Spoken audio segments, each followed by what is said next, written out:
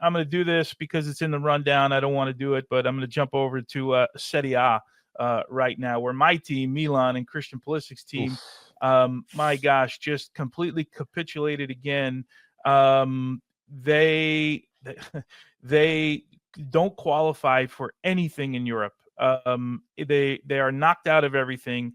I said Sunday that 38 games don't lie, Benny, right? 38 games in a season don't lie. Now, Christian Pulisic, he's done his part in this thing. There is some conversation about whether he should stay at Milan. This will be the first time that Christian won't play in Europe in his career, right? When he's at Dortmund, they were in Europe all the time. When he's at Chelsea, all the way to a Champions League, becoming a Champions League winner. He was at he was at the front of that. There's the numbers. They bear out 17 goals. That's first on the team. He's XG, is what it is. You guys know how I feel about that. 28 goal contributions. Who knows what happened the last day of the season against Monza? It really doesn't matter. There's discussion about him. Let me just give you my take on this. I don't think Christian Pulisic leaves. Everyone says, well, if you want to be a top footballer in the world, you need to play in Champions League. I think he's at a massive club. I think he's got massive responsibility. I think there's massive upside if he can get them back into Champions League. Remember, in the beginning of the year, I said, Benny, if this particular Milan team qualified for Champions League, it would be a big feat. I didn't know that they'd get knocked out of Europe completely, but I thought it'd be a big feat. I think he stays there.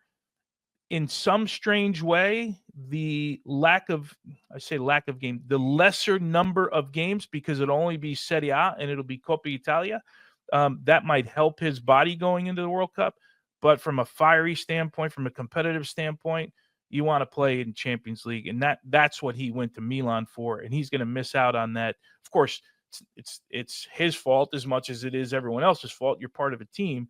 But that really sucks in his case to miss out on that. But I don't think he leaves Milan under any circumstance. Man, I was ready here to debate you and disagree with you because I thought for sure you were going to say he's got to go somewhere to play Champions League. I wholeheartedly agree with that sentiment.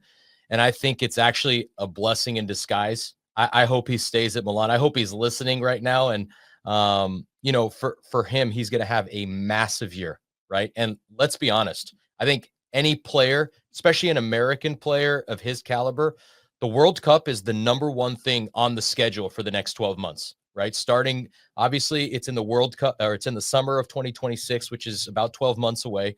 But that has to be the focal point. You want to get there healthy. You want to get there in form. And I think it's a blessing in disguise. Less games, like you said. Does AC Milan deserve to be in European competition? Absolutely not. And it is better for them. That's the proof is in the pudding. Like you said, 38 games right there. They didn't qualify. This is what they need. They need to focus on Serie A. They need to focus on finishing at winning the league or ultimately trying to get back into Champions League the following season.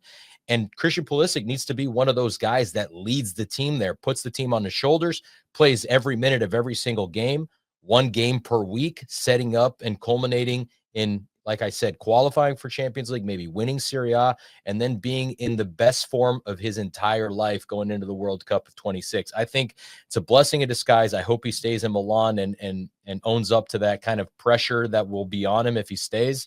I think it could work out to benefit the U.S. national team. Yeah, in the end, and there's something when you're at a massive club like that, and Milan is a massive club. Make no mistake about it. There's something to be said if you're part of the group that gets you there, just like what's happening with Napoli this year, right? Napoli didn't have European football. They had one thing to focus on. They bring one of the best managers in the world into the club. Singular focus. Now they're on the verge, and those games will be Friday across Paramount Plus. The Inter game and the Napoli game, they got a chance to win a Scudetto. I don't know if Milan's going to be in that position, but there's no reason to believe that the focus won't be just clearly on Serie A. They had their chance to get to Europe. They lost to Bologna in the finals of the Coppa Italia, which qualifies you for Europa League. So I think it's a big miss in the end. but I'm trying to find the silver lining, and we're trying to find the silver lining in this thing, and that might be it. In the end, it's not as if people say, okay, you're missing out on Champions League football. It's not as if you're not playing good games every week, right? It's not as if you're playing in one of the top 5 leagues in Europe. So yeah, we'll see how it turns out. The hope is that obviously he stays healthy and he continues to develop. And I do want to, but I want to get to Damian Downs here in a second. But I want to stay on Pulisic, if you will, because you and I had a discussion in our production meeting yesterday about Christian growing as a leader. I'm under because I want people to hear your thoughts on this. I'm under the mindset that Christian is Christian, right? And we're kind of seeing who he is. He's matured over the years. He's better at interviews. He looks more comfortable in front of the camera. He's okay putting himself out there. He's okay answering, tough questions, taking the blame when it's his blame, not taking credit when people want to give him credit, because that's what guys do for the most part. But you're under the mindset that he still has to become a leader. Not only for this team, but for the national team, a little more of a leader, I should say. Yeah, and I don't think it has to be anything, that he has to become a different person. I think you look at soccer, and I'll make this metaphor a little bit. You get a really good soccer player that's an introvert, doesn't like to talk very much, doesn't like to socialize. At the end of the day, I'm going to bring that player in as the coach of this player and tell him, look, I have no problem with you being quiet in the locker room. You don't have to, socialize with all the guys. You don't have to be the funny guy or whatever. But when you're on the field, you need to communicate. That's part of soccer, right? It's just like saying somebody that's, lazy in life, oh, I'm not going to run it in the game. Well, you have to. That's part of the game. You have to run, you have to talk, you have to pass, you have to dribble, shoot, etc. With Christian, I'm not asking him to be, a vocal leader, but he's got to lead by example a little bit, right? And I think he's starting to do that. But when you have guys like Teo Hernandez on that team, Rafael Leao, and several others, I think it's harder for him to kind of truly express himself and put the team on his back, so to speak. If those guys were to leave, which is a possibility with, AC Milan not playing European football, I think it could generate a locker room where he can kind of shine a little bit more, right? Not asking him to wear the captain's armband and tell everybody what to do and start screaming at people on the field. That's not what I'm saying. But everybody can see as him being one of those guys that's going to, carry the team, take the team to new heights or back to old heights, so to speak. And I think that could be a really big benefit for him as a player, for the US team in the World Cup.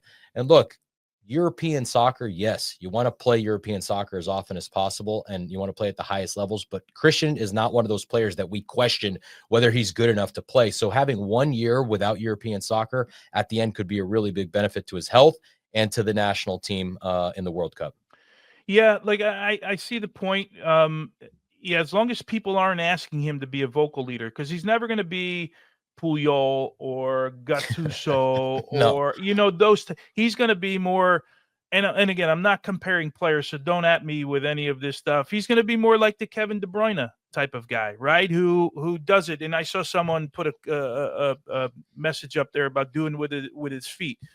He needs to become the guy that when things are bad, that's the guy we lean on, right? Rafa Leao's been that guy in the group. He's been a great compliment to that. He needs to be that guy now. I know. You're sad. We've come to the end of the video.